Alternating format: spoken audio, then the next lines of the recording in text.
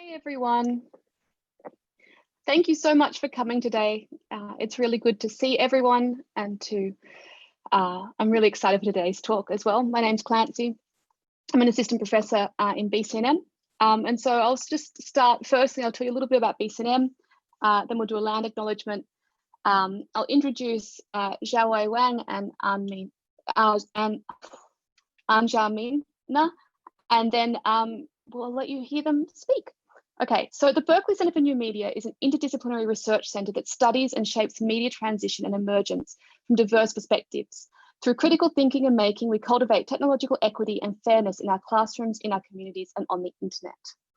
The Berkeley Center for New Media is an interdisciplinary research center that studies and shapes media transition and emergence from diverse perspectives.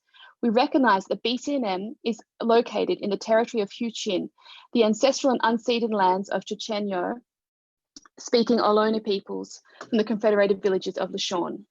The history of prolific technological development in this region has always depended on this land, and all of our technological infrastructures and activities take place on and in and relation to this land. We commit to supporting the sovereignty and ongoing stewardship of this place by Ohlone peoples through building long-term reciprocity and relationship with tribal leaders and organizations. Okay, so I'm going to introduce now today's talk by Xiaowei Wang and Xiao Mina. So Xiaowei Wang is a technologist, filmmaker, an artist and writer, and the author of Blockchain Chicken Farm and Other Stories of Tech in China's Countryside, which was released last month by FSG Press for their series with Logic magazine. And I'm really excited because it just arrived this morning. I've got the book here and I started reading it this afternoon, and it's actually a really, really wonderful read and beautifully written as well. And I think it's been reviewed in the New York Times and it's been getting lots of positive attention. So the creative director at Logic magazine, Xiaowei's work encompasses community-based and public art projects, data visualization, technology, ecology, and education. Their projects have been finalists for the Index Design Awards and featured by the New York Times, the BBC, CNN, Vice, and elsewhere. They are working towards a PhD at UC Berkeley, where they are part of the National Science Foundation's Environment and Society Data for the 21st Century Research Traineeship. And our today's interlocutor, Xiao Mina. So Xiao Mina is an author and technologist. She's a co-author of the forthcoming Hanmoji Handbook with MIT Kids Press and the author of Memes to Movements at Beacon Press, a global exploration of internet memes as agents of pop culture, politics, protest, and propaganda on and offline, and how they will save or destroy us all. Kirkus Reviews called it, quote, an incisive and illuminating study, end quote, and Booklist described it as, quote, a thoughtful and engaging look at the complex role and power of memes in global politics and social movements, end quote. In addition to her art and writing, Xiao Mina works on program strategy at Medan. So you can see all the reviews in the chat, and I think without further ado, I will hand you over to Xiao Mina, who will talk a little bit more. Great, wonderful. Thank you so much, Professor Wilmot, for the kind introduction, and huge thanks to the Berkeley Center for New Media for hosting this conversation, to Aberdeen for captioning. I'm really glad we have some captioning available, and thank you to all of you for tuning in for this conversation. It is a funny mix of animals. I am wearing, I wanted to show this to you all before I start, my llama goat chicken t-shirt designed by our friend, mutual friend, Jason Lee, who I'm working on the Hanmoji Handbook with, and he illustrated my book. And we have long fascination with chickens and llamas and goats. And so, of course, he also inspired, helped work with Xiaowei on the title. So I thought I'd represent our kind of mutual love for funny animals and how they connect to kind of larger issues about technology and society.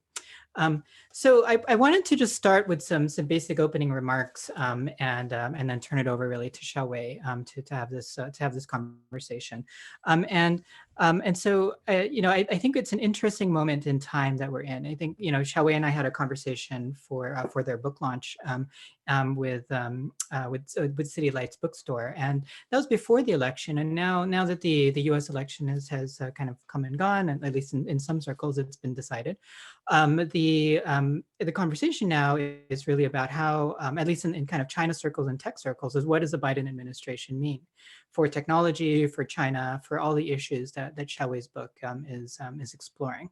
And one thing I just really appreciate about Xiaowei's book is the kind of levels of nuance that it brings us into, and the detail, the kind of rich ethnographic information that they provide, the storytelling. It's just really compassionate storytelling that helps us see the connections, I think, between rural China, which we can feel like a world away for those of us doing technology in the Bay Area, and how that world actually is deeply intersected with both Bay Area technology, but also just kind of American kind of technological interactions overall. One of the more striking images for me from Xiaowei's book is this kind of juxtaposition between the story of Xiaowei reaching into an oyster farm and looking, poking around, looking at oysters and pearls, and then connecting that with a seller, kind of a multi-level marketer who was basically using influencer marketing to sell pearls in the United States.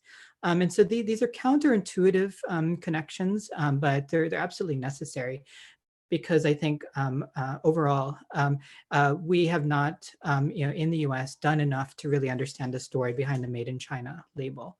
And so this is one of the most compelling books I've read about what's behind Made in China, and certainly the best that I've read in technology, and why it's important that we understand these intersections. Xiaowei and I's interests kind of combine in a kind of common interest in Shanzhai, which means which literally means mountain bandit or mountain stronghold. And we'll talk about that in our conversation, but it's a form of technology development that is quite endemic to Shenzhen in the southeast of China. And a lot of production in general in China's southeast. And so that's something we'll talk about. But one thing that I've long been interested in is, like, how can we think about all these little parts and pieces that we get? Right now, I'm using a little microphone, little web USB microphone. I have a ring light for this call. I'm using a Mac computer. All of these things, all of these technologies that I'm using to talk to you today were made in China. And when we say made in China, most certainly made in Shenzhen.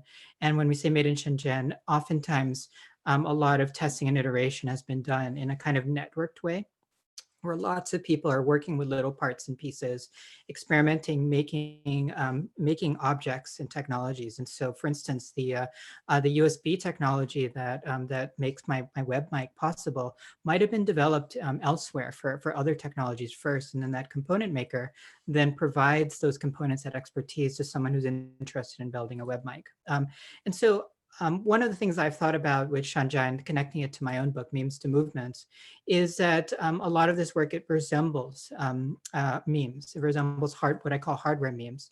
And that is kind of like a mimetic creation, the kind of remix, mashing up, the decentralization of hardware production in certain places is kind of indicative of how things are made in general today.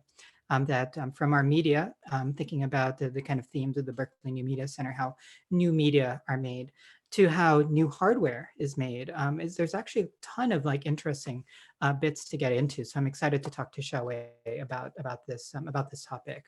And I wanted to also just share, before I turn it over to Xiaowei, just two things that connect to Xiaowei's book. So first of all, there's a wonderful New York Times review about their book that really, it's by Clive Thompson, who's a friend of mine, who writes about technology and society. And what Clive really points out is and here I'll just quote from his review, is that Wang has written a nuanced and thought-provoking account about rural China and technology.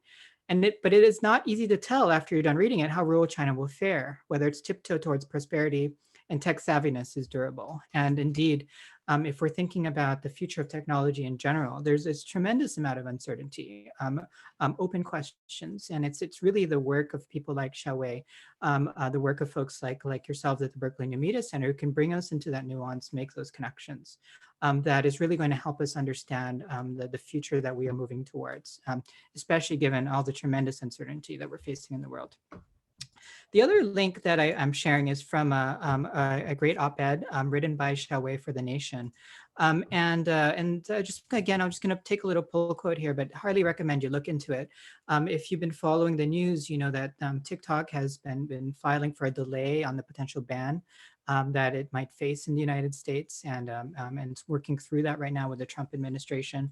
And Xiaowei really kind of highlights why we need to really expand our view of how technology is, and when we think about technology and human rights, that focusing just on one story, just on the China story, is missing this larger view around the responsibility and importance of technology that takes care of humans first, that is rights-oriented, safety-oriented. So I'll just pull again from a sentence here, said from Xiaowei: Trump's promise of America first depended on isolating us in the world through walls and all kinds of bans. Yet we must continue to connect the dots across borders and imaginaries, seeing through narratives for what they are. And indeed, our democracy may depend on it. I feel like this op-ed, this book, Xiaowei's work in general, both as an artist and a writer and a researcher and technologist, is in so many ways is about making those connections, making connections between worlds, in a world where so many places are closing up, where boundaries are being made, and isolationism is kind of the word of the day among so many national leaders. It's critically important that we understand these connections. Critically important that we look past the narratives and get to deeper stories. So I'm really excited to have this conversation today. Thank you again to the Berkeley Center for New Media for hosting this. I'll go ahead and turn it over to Xiaowei, who'll give some opening remarks, and then I'll go ahead and I'm going to turn off my video, and then I'll be back to host a brief Q&A with Xiaowei. So thank you, Xiaowei. Hi, everyone. Thank you again to the Center for New Media for hosting this. And thank you, An, for that incredible set of remarks. I have to say that it's just really nice doing this and being part of a community of teachers and mentors who have really influenced my work. Full disclosure, An and I used to work together. So I thought I'd start off by reading just a short selection from the book, and then I could show, I'm going to show some photographs of just the travels and just the way that the book came about, hopefully to provide context, and then we'll segue into conversation. So this selection that I'm about to read is from a chapter on innovation in Shanghai. In the 1960s, the historian Joseph Needham proposed a question. Why did China never develop modern science? Despite forward-thinking achievements such as complex geometry early on, China failed to develop science and technology any further after the 16th century. Needham's questions continue to haunt discussions in the US on Chinese innovation. If you try searching China and innovation online, instead of finding articles about innovations from China, you'll see articles that examine why China can't innovate, or is China really innovating? The answers ultimately all converge on what Needham saw as a key barrier to Chinese innovation, its culture. Needham saw the ancient Taoism that haunted China as the problem, the sleepy Eastern belief that the universe is already perfect. We simply have to maintain the balance. This type of thinking was supposedly antithetical to the project of innovation. The word innovation is laden with baggage. It gives rise to a whole industry built on conferences, media, and thought leadership. It's not clear what exactly innovation is, but whatever it is, there is a paucity of this golden resource everywhere except Silicon Valley. In English, innovation was not always regarded as positively as it is now. Its original form in Latin means to renew, to introduce something as new, perhaps subliminally acknowledging that the category entirely new is difficult to define.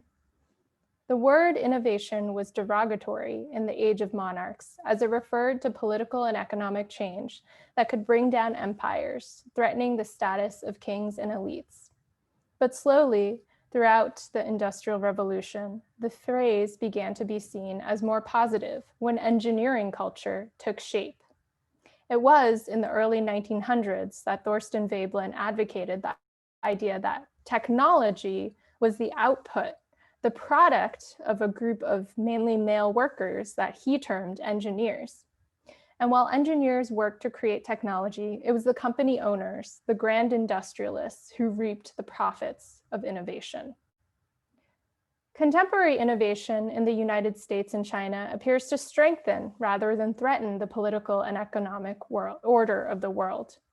Looking through recent coverage on innovation shows the most innovative products appear to be varying forms of management through technology, managing people, cars, takeout orders, or goods. Our modern day monarchs, corporations, and CEOs are unthreatened by innovation. It begs the question, if innovation is so disruptive, why would it be embraced by people with so much to lose?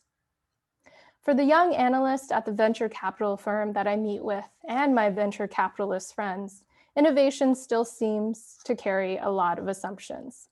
Why does the new, the novel, always require a certain amount of addiction to an app? If failure is so important for innovation, why are we only confronted with stories of technology's success rather than stories of its spectacular failures? If embracing failure is a prerequisite for innovation, who has the privilege of failing? Mao Zedong's ill-guided experiment in the Great Leap Forward, failure meant famine and death. For students in contemporary rural China, failure means the difference between a life of difficult manual labor and a vague shot at being able to escape poverty. And for investment firms, failure can still be lucrative. Failure in the land of contemporary VC-driven innovation seems like a cocktail hour, albeit a grueling one. There are also the technical realities of innovation. One AI engineer I met, based in Zhongguancun, the Silicon Valley of China, scoffs at the idea of indigenous Chinese innovation. In a deadpan tone, she points out that China still relies on American chip manufacturers, while American chip manufacturers rely on Chinese rare earth mines. Even the chip engineers are an international community, and chip factories are across the globe. Indigenous innovation is just another nationalist parlor trick.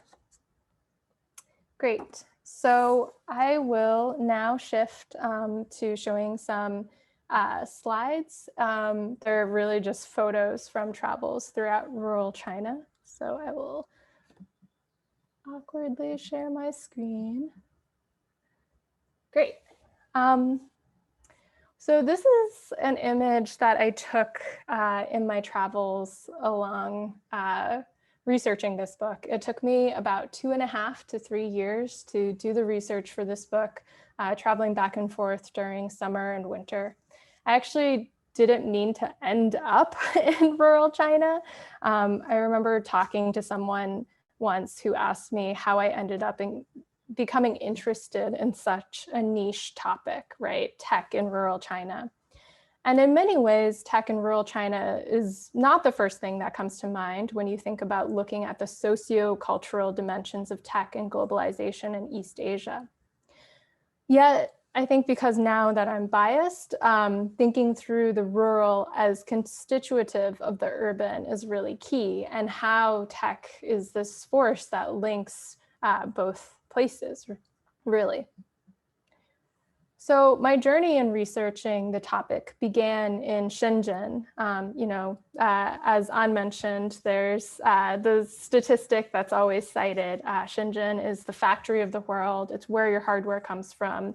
It outputs 90% of the world's electronics. It's a mega city of over 13 million people and home to Huaqiangbei, which is this electronics market shown here. And it's home to Shanzhai, which, as An mentioned, is loosely translated as mountain stronghold. It describes actually a process of making knockoffs of DVDs, electronics, clothing for those who could not afford name brand electronics, for example. People from mountain strongholds were seen as kind of the end consumers of this. I look at this phenomenon of shenjai in my book and arguing that instead of simply knockoffs, I think it's really this fascinating term that has all these connotations of how labor is racialized. And I think it can even go so far as to challenge modernity's insistence on ownership as a key condition of being human. It was really during my time in Shenzhen that David Li, the head of the Shenzhen Open Innovation Lab, told me that the most interesting changes were happening in the countryside. And the most fascinating uses of tech were happening in the countryside. And so from there, I started to go on these smaller research trips, and it eventually kind of snowballed into the bulk of research for this book. So for those who haven't been to China, the countryside and the city are very different. I think oftentimes we have this image of big cities in China, the Bund, all these futuristic buildings. And in my book, I talk about agrarian transition, which is a process that actually allows cities like Shenzhen to exist. So it's a process that has already happened in the US. So basically, smaller farmers, they move off the land, more and more land gets consolidated, industrial agriculture happens, you have a bigger labor force in the city. The scholar Ananya Roy makes the point that we always think about the urban and rural as not only separate, but that we look at it in terms of population density. But actually, we can think about the urban, especially when we think about it through technical terms, as a form of governance, a site with everything. It's forms of surveillance, it's control, it's hypercapitalism.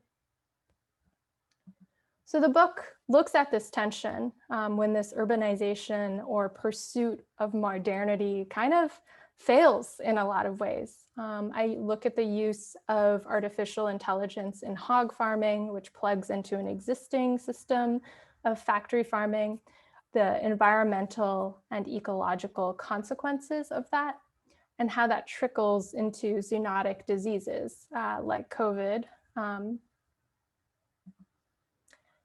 I look at Taobao villages, which is this fascinating phenomenon where farmers become sort of like gig farmers, I would say. They're building and making products for Alibaba Group's e-commerce platform, Taobao.com. It's an e-commerce platform that has twice the amount of monthly active users as Amazon. And basically these farmers, when they're not farming their fields, so in the agricultural low season, they'll make all kinds of products. In this particular workshop, they're making performance costumes for stage plays, film, and TV. And, it's a family business where parents are, doing this kind of small scale manufacturing. Grandparents are literally putting labels on packages to be shipped out. It's kind of the ultimate form that epitomizes maybe the neoliberal moment that we live in. And finally, as An mentioned, I also trace this interlocking phenomenon of multi-level marketing in America's red states and trace that supply chain all the way down to the rural villages in China that enabled them. I did get to visit a pearl farm, which was incredibly fascinating. They also gifted me a giant bag of pearls. So I guess the plus sides to research. And just ending with this, I mentioned this in my introduction, but the research really challenged me to my own ideas of metronormativity, which is a term coined by queer theorist Jack Halberstam. And it refers to the dominant story of migration from the countryside to the city, and the supremacy of the city as cosmopolitan and the rural as backwards. I really see these tensions as a way to think about our contracts with modernity and the economic systems that we live on that draw upon tech and our own contracts with each other. Those are the photos that I'd like to share. And now I will turn it over to the conversation with An. Thank you so much, Xiaowei. Those are fantastic photos, just really, I think, really bring us into the world of your research.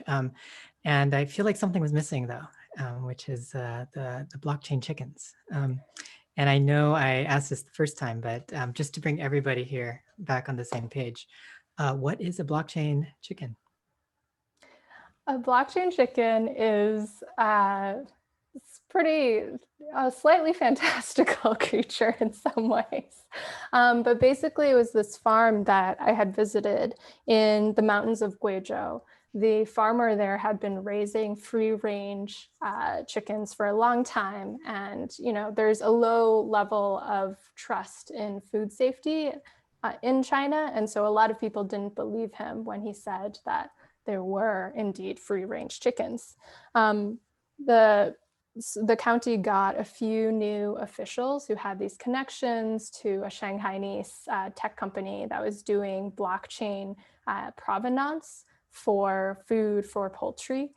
And they implemented this concept into the village. So each chicken, they raised 6,000 of them, has this little QR code bracelet. It's like a chicken Fitbit that's tracking the chicken. That's like, hey, this chicken's getting a lot of exercise because it's free range. And it actually stays with the chicken all the way to the end of slaughter. So a lot of wealthy urbanites, they can order this chicken on an JD.com, this e-commerce platform, and it arrives at your door with the bracelet still on it. You scan the QR code that's on the bracelet, and it brings you to this lovely website that describes the chicken's short but fantastic life in the mountains of Guizhou. Yeah, and I think it's, you know, what's interesting here is how you bring together things that people don't think are connected. Blockchain, which is this, you know, this technology that we often hear about in the Bay. There's a lot of speculation about its possibilities, not just for commerce, but for all kinds of things, and then chickens. And in so many ways that kind of image sticks with me. Obviously, it's a great title, but it also is this kind of fusing that I really appreciate. And so I wanted to kind of step back a little bit and talk first about like what brought you to this book. You talked a bit about, you know, Shenzhen and talking with David Lee and then, you know, another kind of common friend of ours. But like, why did you decide really, you know, so many people have looked at Shenzhen. You know, there's so many like headlines about this, you know, that Shenzhen is the Silicon Valley of China, or the next Silicon Valley even of hardware. And it seems like you went from these kind of big story, but then you went into the kind of counterintuitive story, which is the kind of rural life. So can you talk a little bit about what drew you to this particular topic? Like why did you start poking around into rural technology in China? And why did you go there instead of looking at all kinds of other potential topics in the country? Yeah, I definitely felt honestly a sense of urgency. And I think that urgency really stems from both the overall mood of US-China relations, but then the way that it manifests in these kind of very broad stroke stories of China, city, like scary surveillance, it's happening. And I think, you know, while in many ways that is happening, oftentimes the stories we read are both not specific and they can't point to a actual specific algorithm or platform that is doing this. And so I think in grounding it in the countryside allows us to ask these questions about, you know, surveillance in the city, about migration from the country to the city, about just, you know, the really fascinating process of trying to modernize through tech, which is, you know, what the kind of official government stance is, right? Of we're modernizing these villages through tech. And I think that lack of familiarity with the setting helps hold up that, you know, those set of processes even more in a way that kind of, at least forced me to get beyond, the conclusion I would automatically jump to. I think, it's definitely, I also just like that it's counterintuitive in a sense, right? But there is also too, I think one of the many reasons why I love your work is that, there's a lot of people who live in the countryside. There's kind of this grounded quality to examining, like, okay, half the country that isn't living in the city, right? And there's that, I don't know, I don't want to call it like populist because I think that's the wrong word for it, but the same way that we've talked about like memes as street art and kind of this giving voice, to the everyday, I think that's really key. Yeah, I think that's right, and that's part of what I appreciated about the perspective you brought, and I guess if you could build on I'm curious about your research methodology.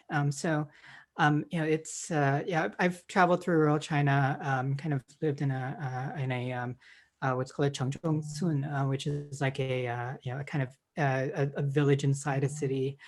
For a while, and so there really are these contrasts and differences, but also connections. So can you walk us through like what that looked like for you? Because I think it's interesting to think about. Okay, I'm starting in Shenzhen, but then how did you talk to those first people? What was it like to say, hey, cool, I'm this researcher from the Bay Area. Let's hang and want to write about your story. What was that process like for you, and what did that look like as both as a methodology, but also I'm just been curious about the story of that. Yeah, it happened in so many multifaceted ways, and definitely being able to use social media, WeChat, it was all part of it. For things like the Pearl parties, I was literally messaging sellers on AliExpress or Alibaba.com, being like, "Hi, I'm a researcher. Can I come and visit?" A quick thing: what is Alibaba? What is AliExpress? Oh yeah, so Alibaba is like kind of like Chinese Amazon, but has its hands in many pies. It has also financial services, mobile payment, banking, all these other things. And so there's one site that it kind of really made its first fortune by, which is Alibaba.com. The whole story of like open sesame, you can get whatever you want. And it's trying to connect wholesalers in China to people in the US who might be trying to start like, a small scale, small to mid-sized business, right? And so you can go on it and try to get like bulk chicken legs or these oysters with special pearls in it. So that was one pretty unseen at the beginning, but a fascinating way to try and find research subjects. The other was just through WeChat, through messaging people. It was a very complex, I think, like trying to research this was complicated. And I think it was complicated because I wanted to show respect for the people that I was talking to. Definitely had people who were like, oh, why are you here? I'm just a farmer. Like, why are you visiting me? And I wanted to be like, no, you have this story to tell and I want to amplify it.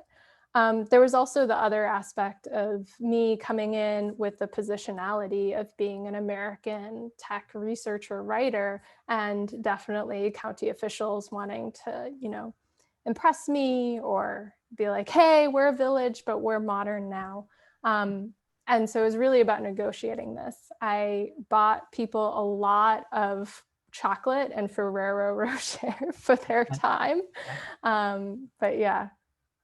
Yeah, that's every researcher's great secret, right? It's the treats that you give. Can you talk then about how then you started looking into Shanghai? I think you have such a great explanation of it in the book, and you kind of talk about like what it really means, and so you defined it as the kind of mountain stronghold. But can you explore like why is Shanghai called that? And I'm kind of curious then, How did the people you talked to, how did they relate to that term, or how did they interface with this idea that of Shanzhai production? So I'd actually be curious about your answer too, because you did write a whole article about it for MIT Tech Review. Yeah. And, other scholars too, like Sylvia Lintner just came out with this fabulous new book called Prototype Nation, where she wrote over the course of 10 years. 10 years, of, yep. Yeah, visiting Shenzhen and looking at the whole ecosystem there. So Shanzhai, the way that I perceived that translation was really, mountain stronghold. It's kind of like there's an element of piracy or roguishness about it. Like there's the official, like the sanctioned copy of Friends DVDs, and then the Shanzhai version, which is like giving to all the uncles in the village or like selling it for a much cheaper price. And the way that David Lee explained it to me was that it really started off because this pirated media was being made, and hardware manufacturers were like, okay, well, we can put all sorts of mechanisms so that it won't play pirated media. And so really from there, the Shanzhai economy responded and was like, well, I will up you like one more and actually start making, these Shanzhai DVD players that'll play pirated media. So it's this, I think, really fascinating ecosystem. Yeah, and I'm curious for you if you could, if you wanted to talk about, your experience researching it, especially in the MIT Tech Review piece. Yeah. Well, I think so it's yes. The piece you're referring to it was supported by the Hong Kong Design Trust, and then so researcher Jan Chipchase and I went out to Shenzhen and I looked into Shanzhai production, and one of the interesting things for me was is you come out, you start with this frame, and that's what I liked about your excerpt that you read today. You come into with this frame of like knockoffs, and then but when you actually spend time, it's like it starts to actually raise questions about what is innovation, who gets to innovate, who gets to be the one creating the thing, especially when you hear about all these like stories of technologies that seem innovative but are actually like remixes, right? The whole story of innovation, to me at least, is about remixing and building off of what other people are doing, and so many technologies that we take for granted today existed before, like the kind of classic examples of like Apple technologies, like a feature or component was actually first tested through Shanzhai production, or tested with another phone. And I think one of Jan's early pieces of research was in Shanzhai production. You had the kind of what we called not Shanzhai phones that had 2 SIM card slots, that's specifically developed for developing world uses, where a lot of people will have two SIM cards, and that was the innovation in the Shanzhai ecosystem that then other phones like Nokia then took on, and then other companies too, and that's now like a common feature of phones. And so what I appreciate about this, about your take on it, is it really aligns with mine, and I think with Sylvia's and David's. I don't want to speak for them, but I think they've been highly influential in both of our work. Is this idea of like what is innovation? Who is allowed to be called an innovator, and who gets to be called a knockoff, right? Who is actually creating technology, and who gets to be who is just like duplicating it, right? And so I've always been skeptical of these questions around why is China not innovating? Because when you actually spend time, it's like actually there's a lot of cool things, but we have to like expand our frame about what it means to innovate. And so and I feel like one little bit here that you talk about is your uncle's import-export work, and I think one thing we didn't get to talk about is also your family relationships, right? And the fact that you have family in China, family doing business in China, and so how did that inform the way you did your research, the way you looked at technologies?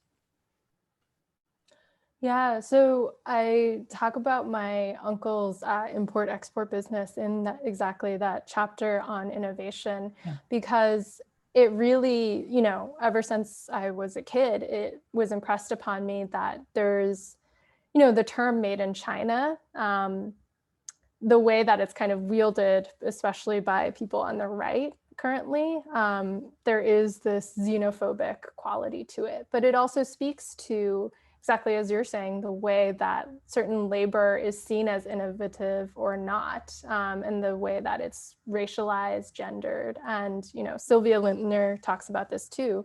But, it was perhaps most obvious when I went to go talk to Naomi Wu, who is this pretty well-known maker, both throughout mainland, but also globally. She has a ton of followers, this YouTube channel where she's like 3D printing.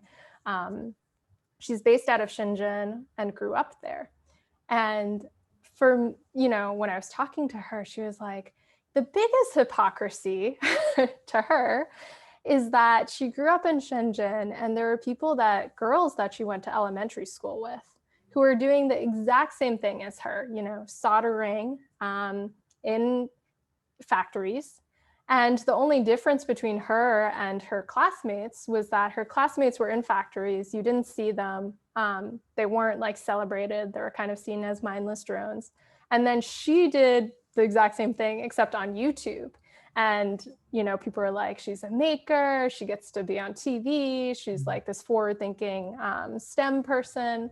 And she really, opened up my eyes to that around how that really is, has so many connotations. I think, a lot of the reasons like why, or like I don't want to say ethical, but I will use the word ethical stances in the book are definitely influenced by the experiences I've had, seeing family members, work in import-export, seeing the way that, Chinese-ness is changed according to the political climate in the US. And I think it's also just important to acknowledge, like, it's not like these ideas come from nowhere as much as we may try to hide them in writing. Right. And I appreciate that. I appreciate that you brought yourself and your experiences into the book, because you're exactly right. Like so many writers, including myself, I think I'm guilty of this. So like there's a tendency we want to remove ourselves, especially in academic writing. And I was like, oh, I see so much Xiaowei in this book. Of course, I'm biased because I know you, but it's like I see so much Xiaowei in this book, and I think it does come through even if we don't know you, right? I think that's an important part of the story. I feel like, and necessary. And I wish more writers did it. So I appreciate the way you went about that. And I kind of also, given your work as an artist, I also wanted to ask a little bit about that. Like, you've been curating shows, and you're also, creative director for Logic magazine, and so I feel like a lot of your work is very visual, and it's a lot of it, like you have these great conceptual art pieces or art kind of experiences. So how did your time in China, how did your time with this book, how does that inform your art? And I guess then also on the flip side is how did you bring your art practice to your research? What did that look like? Yeah, so for me, I definitely see it as continuous in a lot of ways. Parts of the book, when I was doing the research, some of it was for this film that I was working on with a friend of mine. And so there was a lot of visual imagery that we shot. It was actually during the process of making that film where, you're in the countryside, you're really up close and personal with a lot of, people, you're interviewing them, you're getting them to like, you're telling them, okay, say that line that you just said, except slightly different, like over and over, 5 or 6 times. And going through that process, it really made me wonder and question too, it did start to feel for me at some points like a little bit extractive, right? Because it's like I'm asking so much of these people to be in this documentary film, and it's kind of like I take their stories and then I'm like, bye. And additionally, the layer of like taking their image, right? And so from there, the film actually didn't end up being finished. I continued to carry on research, and I started to incorporate these other ways of documenting, which really ended up in the book as actually speculative recipes. So I would travel, I would bring people food as presents, as a thank you for taking the time, and they would give me food in return. I learned a lot about, delicious local cuisines and dishes, and that, really stayed with me and formed the recipes. Yeah, yeah. Can you talk a bit about like why is food part of your practice? Like, I think you've written a lot about xenofuturism.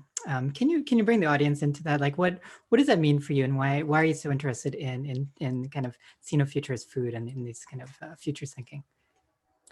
Yeah, so I think, I always am a little bit wary of saying the word futurism in San Francisco Right. because it is a city of futurists, many of them who are paid. And there's always a kind of inevitability of the future that they like to prescribe. For me, xenofuturism is getting to examine really a kind of imperialist logic, to poke at it, to really think through it in the contemporary moment. And it's also, I acknowledge, a privileged position of being inside it and also outside of it, right? The food element is extremely, I mean, in some ways, the book, the first research trip I did was actually to a small vinegar producing village that didn't make it into the book. But at the time, I was really interested in how recipes are this document of technological change, right? It's like, you have some recipes that don't have measurements because they were created in a time where, there was famine. You can rely on having exactly 10 oranges or 1 pound of chicken breasts. You had to really change the ingredients. Also, the technologies of cooking and all those things changing with globalization and tech, right? But unfortunately, because, I think recipe writing is seen as a feminized form of gendered labor, it really doesn't get its due in a lot of writing.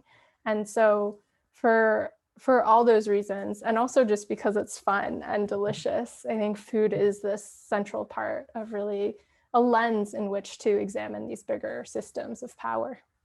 Yeah, yeah. I think, was it KQED's review? Like your book was listed under cookbooks, and I was just so pleased by that. And I think again that's just a reminder of like the kind of so many like disciplines and perspectives that you're bringing to these stories, and that's part of why I find it so refreshing. The way that you, not just the way you write, but the kind of perspectives that you bring in.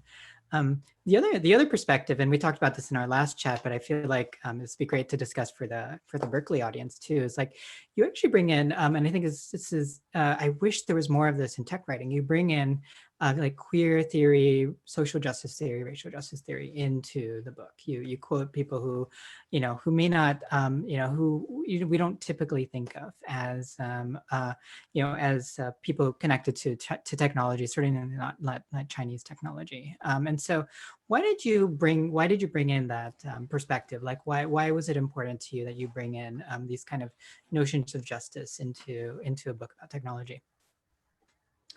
Yeah, so that's a great question. I think that, I'll start off with a concrete example, which is, I think when we read, a lot of tech writing, it's kind of like, this thing happened, I brought in game theory, prisoner's dilemma, like this is tech for a world in which the parameters of a certain kind of human behavior exist. Yeah. And all of these, in many ways, it's a fiction, right? Like it's a fiction that someone else has inscribed onto the world of like how people should behave, how people should act. Yeah. And there's always this inevitability, like AI will take over our future and we don't have to do any work, and et cetera. Right. So for me, it was really important to acknowledge that there is very much an importance in the set of writers that I draw upon, the ethics that they have, the kind of just at the heart, their views of subjectivity and what it means to be human. For me, being human is not a world where prisoner's dilemma exists. Very much the opposite of that. And, you know, I wanted to center writers who were interested in that. Obviously, I was influenced by their lines of thinking. And I think poetics, too, is really important to me. Poetics speaks to that unknown, the unknowable, that thing that modernity and all these attempts at control or optimization are chasing after, but, you know, unfortunately can't get there. Yeah, totally. And it's you know, I think we're both coming at this from the kind of humanities technologists, right? Humanities perspective and technologists. And I feel that tension all the time because, you know, so again, as Xiaowei mentioned, we used to work together, and I still work in technology.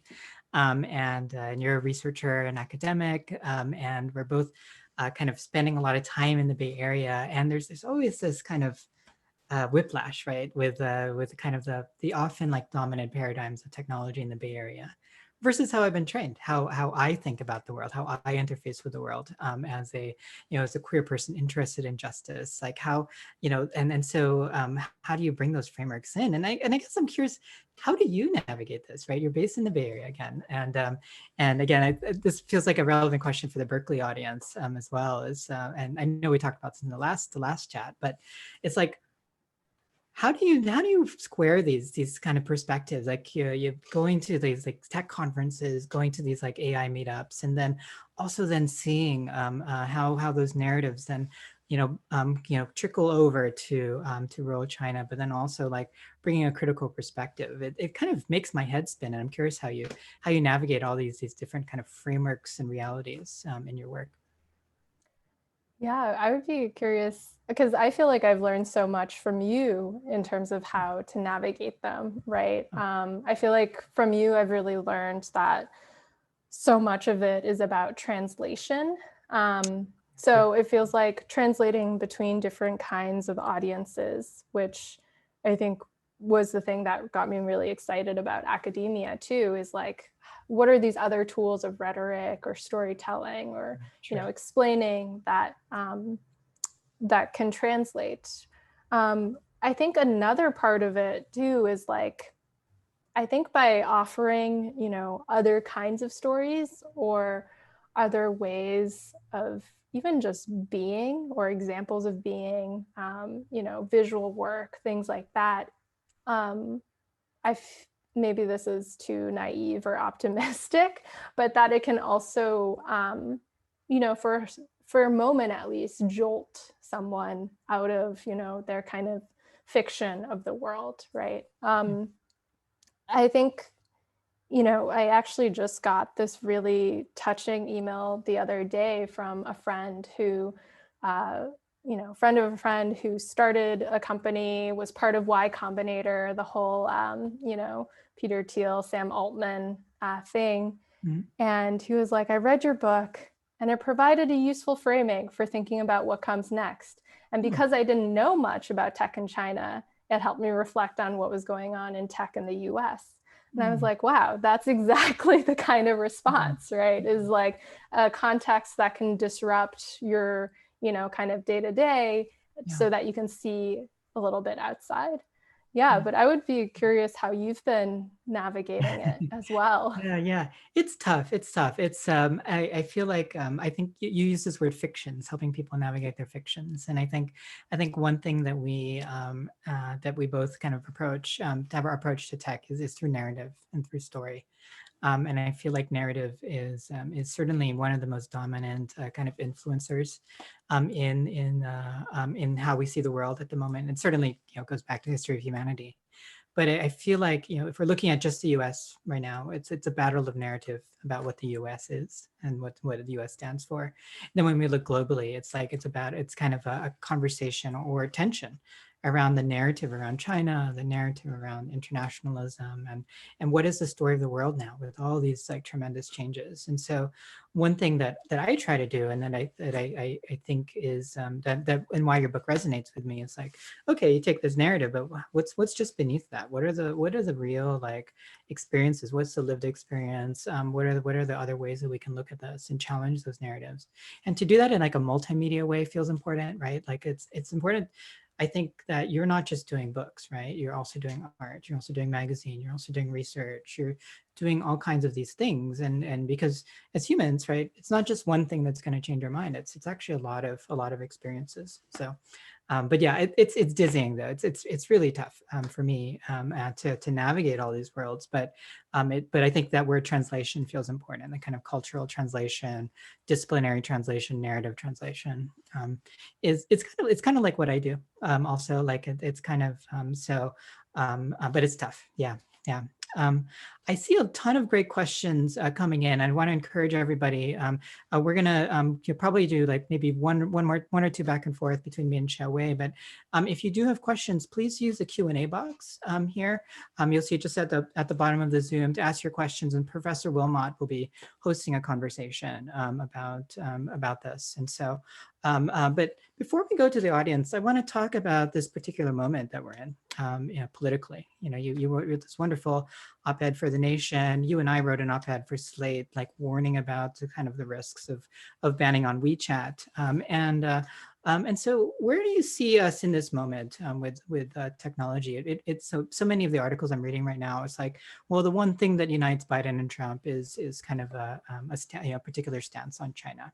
And so where do you see like now, like if you were to, and I hate these questions, but I'm still going to ask it, is if you were able to like, hey, Joe Biden, this is what we should be thinking about. Like, what should we be thinking about? What are the challenges you see for 2021 with regards to China technology, and what are some frameworks that we should all be thinking about as we're thinking about this kind of this new future for us? Yeah. So one of the things I do want to say is that I'm so glad that, when we were asked to do this event, I looked at the calendar and I was like, November 16th, oh my God, we'll either be in like total anxiety or more anxiety, but it feels like now there's just like a regular level of anxiety, right. Sadly. But yeah, I was actually thinking about this yesterday because I was reading about how China and a bunch of other Asian countries had just signed the world's largest trade agreement, RCEP. And, it's really building these trade inroads, free trade inroads with not only its neighbors, but all of these other countries. And I won't go into the details of it, but it's fascinating because as a trade agreement, it does like something a little bit different. It's like a little bit, has a little bit less standardization, which, was trying to acquiesce to some of the smaller Southeast Asian countries. And as I was reading this, I looked up and I thought, does this mean China is winning? I hate even thinking that or saying that. Yeah. But, I think actually maybe at the heart of it, my biggest concern is, sure, like Biden won the election, but we still have so much work to do so much work of repair in the US. Yeah. And only through doing this work of repair will we be able to, rightfully so, challenge China on its, human rights abuses, its authoritarianism, all these other things. If we don't do these acts of repair, like one, it's a must that we have to do as people living in the US. But two, I think it really continues to give China a lot of power globally and through these economic inroads. And I think the economic inroads are real, right? It's the Taobao villages I describe, Alibaba's, starting to contemplate and push this model into other countries, including countries throughout Africa. There really does feel like an acceleration of things, and whether or not the US can, the federal government can get its act together, that's a really big question. But definitely a lot of friends and family, they message me on WeChat like, what is going on in America? Is everyone okay? Like, why won't people wear masks? And it's just this incredulousness. Yeah. Right. That's super interesting. Yeah, I feel like we're at a point in history where there's so much renegotiation right now, so much change. And I feel like, yeah, it's such a great answer. I think you really nailed it, for me at least. It's like, if we really want to talk about this, we need to like think about how we repair, how do we make things better here, and how do we think about like how do we move forward as a country. And so these are all like deep questions and difficult questions, and so thank you for that. Yeah. I want to turn it over actually to the audience now, because I feel like I've seen so many wonderful questions trickling in. I have so many more questions I could be asking, but I think I really love this set of questions. So maybe I'll turn it over to Professor Wilmot to MC the remainder of the event. And thank you, Xiaowei, for this dialogue. Thank you so much. That was incredible. I'll give you a brief round of applause because the webinar format doesn't really let us do it. But yeah, thank you so much. That was really, really interesting. I think we've got 6 questions. If you've got more questions, please put them in the Q&A. I've been sort of monitoring them and reading them as well. And I mean, I've got a bunch of my own questions, which I think I'm just going to have to put on hiatus so other people get a chance. So the first question is from Alan Waxman. And he writes, Xiaowei, great to see this. Thank you. So the blockchain chicken accrues value according to the psychological dimension of the consumer's relationship to the chicken, raising its monetary value.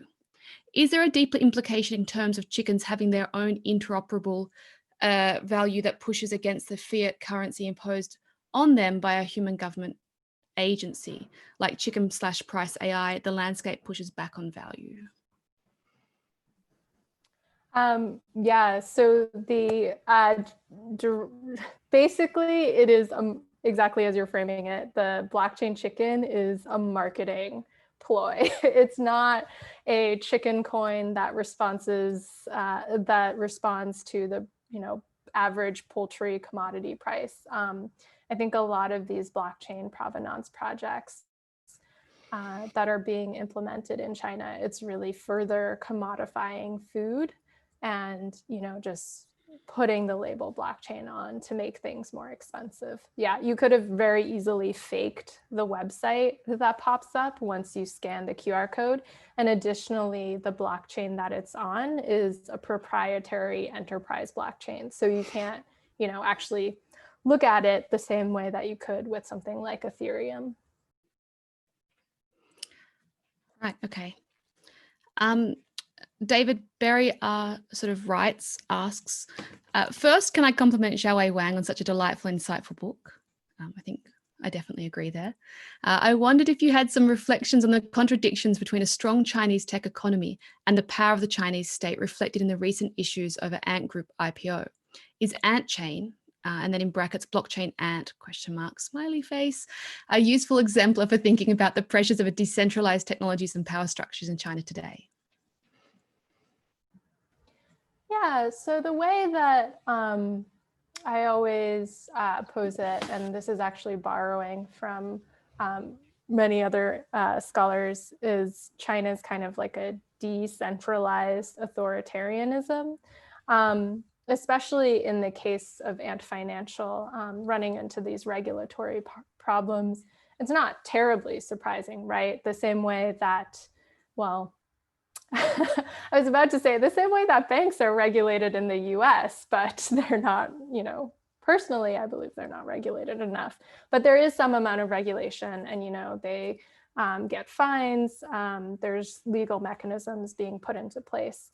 The reason why we kind of see this amplified I think in the context of China is because all these technologies are happening in real time, really fast. So Alipay will just push out this new feature to its users. And it's kind of like, okay, here's this thing, users can use it. And the attitude is sort of like regulate later, right? And the fact that it's running into this isn't too surprising, and I think has less to do with the authoritarian nature of China, more just the nature of states like regulating financial institutions in this way. Thank you. Jill Miller writes, I can see there's the questions come in. I lose the questions I'm reading out. Jill Miller writes, congrats on this incredible book. I read your piece in The Guardian.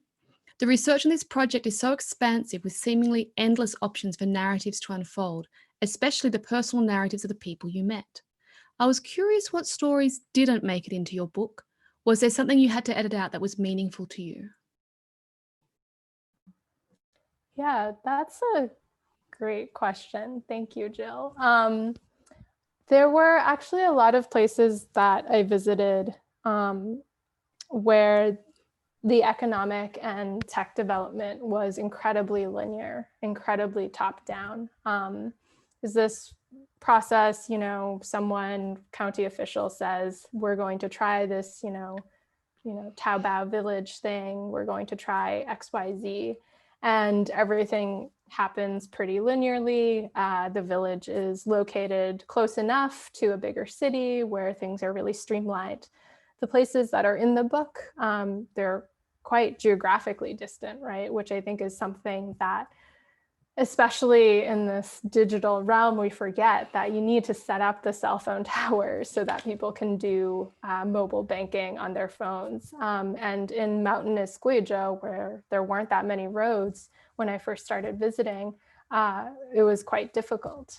So yeah, the more linear places actually got left out of the book. Mm-hmm.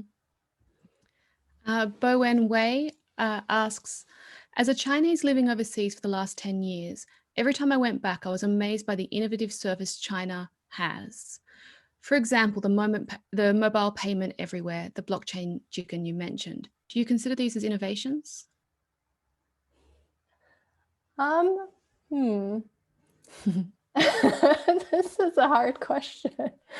I don't know. An, would you consider them innovations? I'll do the academic route. What is innovation? How do we define it? How do we value it? And so there's definitely change, but yeah, like it's a question, yeah, and it's and it helps to look at specific things, but also it's a question. I think, and I think really your opening reading spoke to this. It's like what is innovation? How do we define it? And so when we're saying is this innovation, is to we need to ask like what this really means and why is this the question, versus like maybe the question could be what impact is this having on society, where why are people motivated to use these technologies, things like that I think are just as rich and important. Good answer to a hard question. It's a tough question, absolutely. Yeah. Xiaowei, did you have anything to add? I was about to say that I feel like, Anna and I have talked about this before, where like modern industry is predicated on like these certification companies that are private. And like you have the innovation specialist who comes in and is like, this is innovation. And then automatically that just makes a product like more valuable or expensive. So yeah, it's interesting to see that unfold. Yep. I've got more questions on that, but I'm going to hold back. So there's another question here from Gautami Panakalapati, who writes, amazing to be able to publish a book while in grad school. What was that process like being a grad student and working with a publisher? And also, it's like a three-pronged question. In addition, were there differences in tech adoption between male and female farmers, or generational differences? I'm curious if the young and tech-savvy folks had substantial influence over their parents' farms and production. So it's two parts of this question. What's it like being a grad student working with a publisher? and also generational differences and gender differences in tech adoption? So I feel self-conscious answering the first part because members of my quals committee are here probably wondering why I haven't done my quals yet. This is the answer why.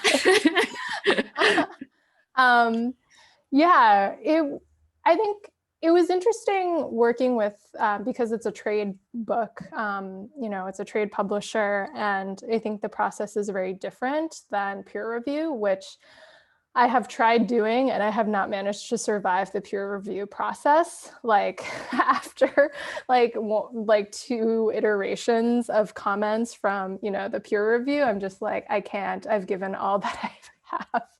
But with a trade publisher, it's much more about like, you're speaking to a really broad audience. How do you make this translatable and accessible? And, how do you make the argument really clear and compelling in a broad way? And so that was a really great way to, just like try and do that, try to explain to my mom, like, well, what exactly I do, what exactly I'm researching, because if she can understand it, then, it makes sense for the book. In terms of differences, it's definitely generational, right? So there's one chapter of my book where I talk about these younger kids really, they're like 20 somethings who are, they don't want to do the same thing that their parents did. And a lot of them decide to become agricultural drone operators. And so they're helping do like precision spraying of pesticides and fertilizers throughout the countryside. They get to travel around, and it's really a exciting new venture for them to be part of. And yeah, you have a lot of, even on Chinese live stream, so like Chinese TikTok, you see a lot of rural kids hanging out with their parents or grandparents in the countryside, and they're like dancing to Michael Jackson songs, and their grandparents are in the background. And I think it's really shown a lot in these forms of media with that generational difference. Great, thank you. So I seem to have blitzed through the Q&A already. More questions, please put them on the Q&A. And probably because I was so keen to ask my questions, I apologize. But while more questions come forth, I have a question, which is just about the sort of question of technology versus tech. And the way in which when we talk about tech, we're usually thinking about, high tech, so computational devices, circuitry, electronic machinery, etc. But I've been reading recently a fair bit of theory and ideas around trying to unpack this high tech kind of environment and think about technology more as a thing that people do and adapt, and particularly reading a lot of, these ideas of what they call so Rayvon Fouché talks about techno-vernacular creativity, or the vernacular use of technology. And I was wondering if you encountered any examples where high tech and low tech actually just didn't figure so much into the conversation, so much as tech just being a tool to achieve an end.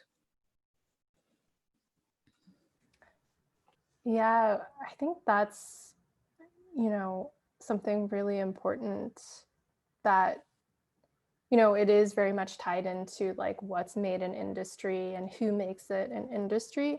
But very much on the ground, I visited this organic biodynamic rice farming village.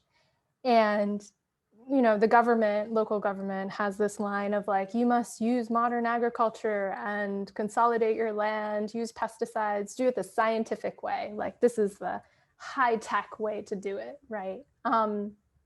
And they were doing that process for a while.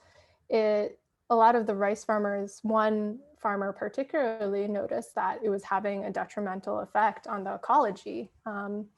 And they started doing this new form of farming. They actually couldn't get the machinery that they needed because all the machines, the tech that's made is catered to this very specific use. So they made their own machines, and they're almost like these Frankenstein machines. They're like, getting the village blacksmith to chop things up. And it's this kind of hybridity that was really fascinating to me, right? Because they were both using GPS, but also these hybrid machines that they made. They're doing mapping and surveying, but also like, really remixing, as An said. And so I think in those cases, it's like the distinction didn't matter anymore. And they had also this sense of agency, which I found really inspiring. I'd be curious too on your thoughts. Yeah, one thing I appreciate about this question is the difference between tech and technology, and because it's a funny thing when we say tech, right? Like we mean very specific things, but technology is the fire that keeps us warm, and the clothes we wear. Like these are all like technologies that are tools, and so one thing that I write about in my book is that we should often think about memes as enabled by technology. But it's that active remix creation, production, long predates the internet, long predates what we currently think of as tech. And so, like whether it's going to be hashtag memes or image memes or video memes or then hardware memes, right? These are all like just enabled. These are all like human processes of creation, of learning that are enabled by technologies. And so look to the future, we're just going to see different types of this with AI, et cetera. And we look to the past, and what we see is cave paintings, murals, songs, and everything that we have used as tools. And so, yeah, that's a great question. And yeah, absolutely, it's much more than just the tools. It's what we do with them. Thank you. Yeah, great. Sorry, I'm thinking at the same time as trying to ask questions that other people have put on the board. So Sharad Chari writes, this has been amazing. Thank you, Xiaowei and Anzhao. Question for you, Xiaowei, or maybe for both of you. Do you have counterparts in China who are your interlocutors, critical thinkers of tech? We continue to have such a northern bias in our sense of where ideas come from, even though we academics usually remix ideas from elsewhere.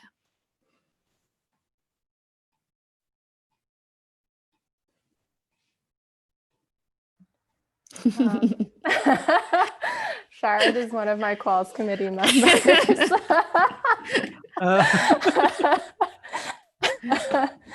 It's like when you tell your mom that you're going to be at a friend's house and then actually you went to the movies.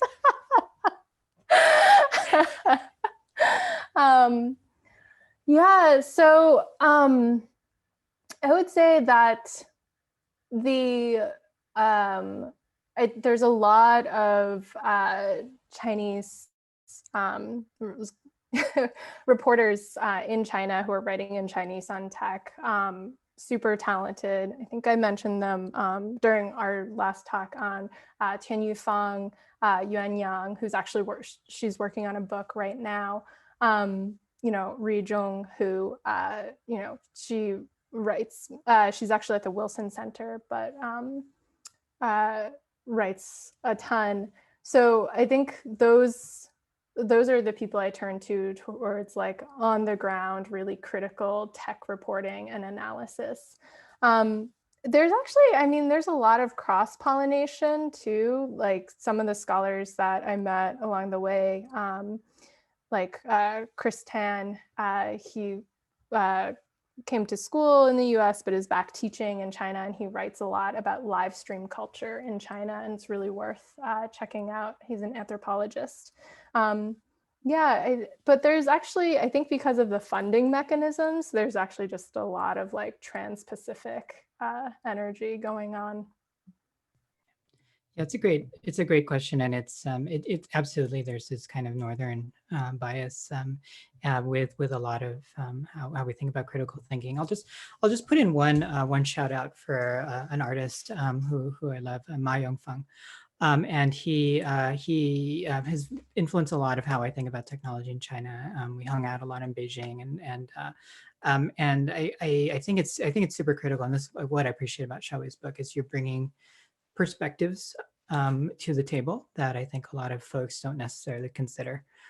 when thinking about tech and China. And so so I think it's I think it's absolutely vital that we're recognizing these biases and thinking about how do we bring forth especially voices who aren't necessarily writing in English.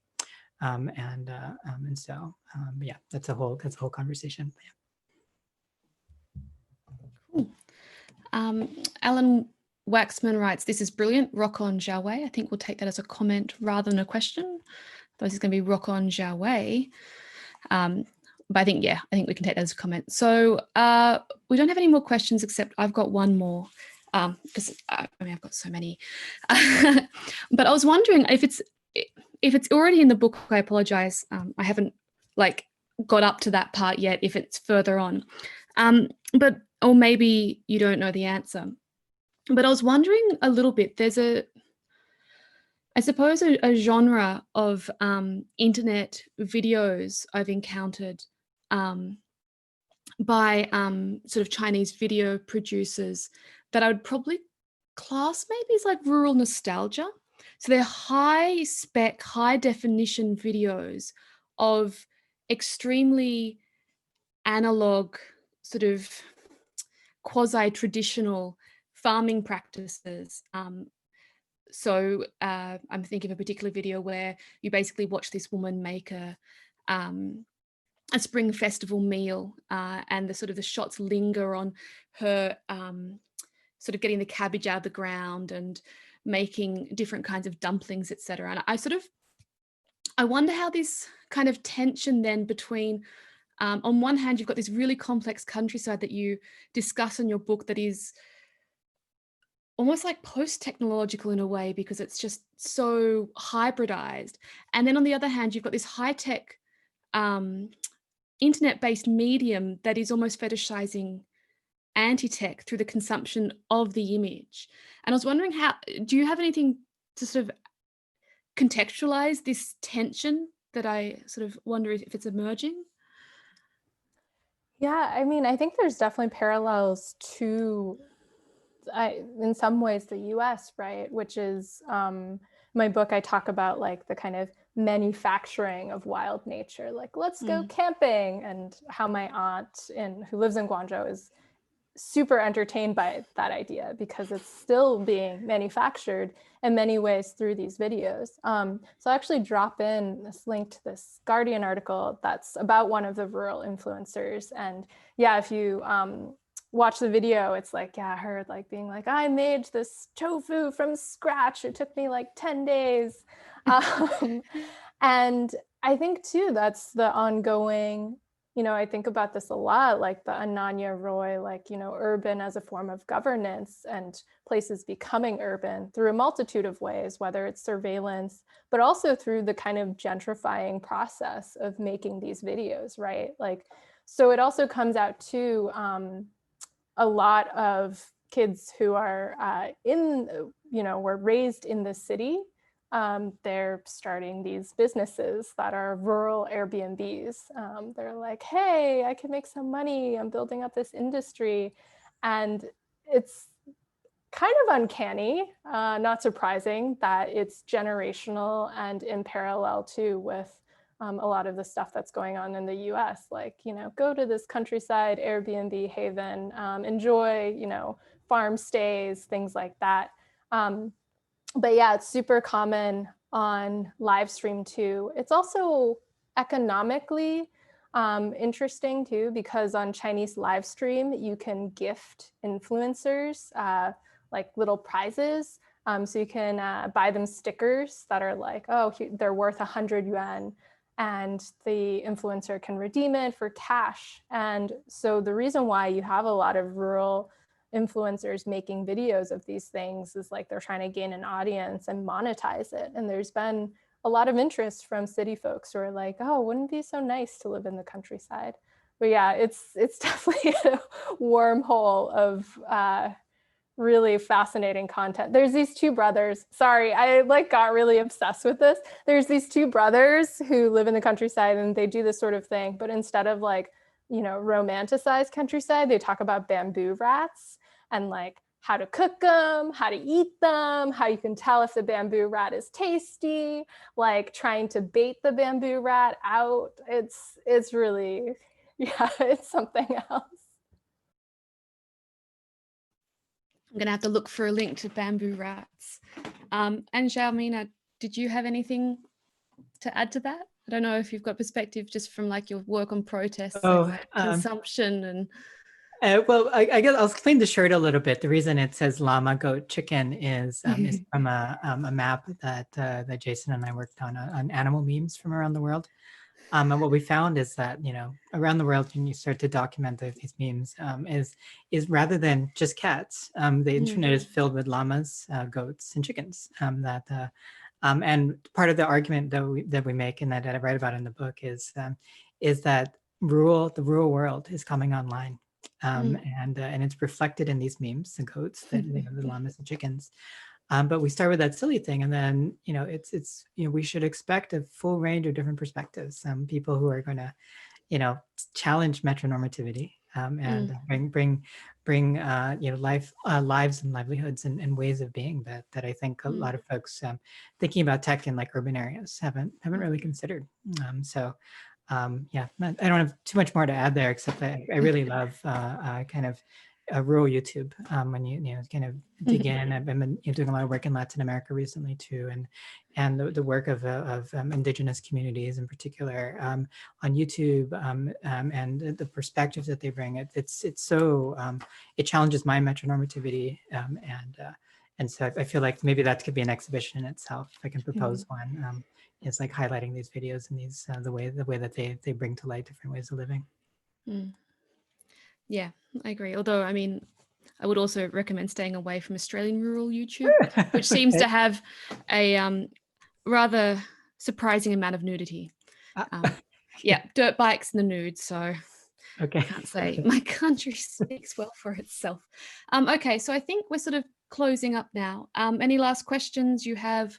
Maybe 2 minutes. Not even to put them up, but I don't think there's going to be any. So I just want to thank you both for such a great conversation and such a great format as well, rather than just sitting and listening to a presentation. Like the dialogic form was just really, really great and really, I suppose, inspiring to actually speak less and engage more. So I think that was really, really brilliant. I'm going to give you another round of applause because, again, with the webinar, our 29 participants can't. Yeah, thank you so much. And thank you to everyone who's attended this Commons conversation. This is the last event of this semester, so the season finale. But the next event is next semester. Lara's just put it in the chat and it's February 3 with Marisa Duarte. So thank you very much. And I'm going to hand back over to our incredible event organisers. Thank you very much.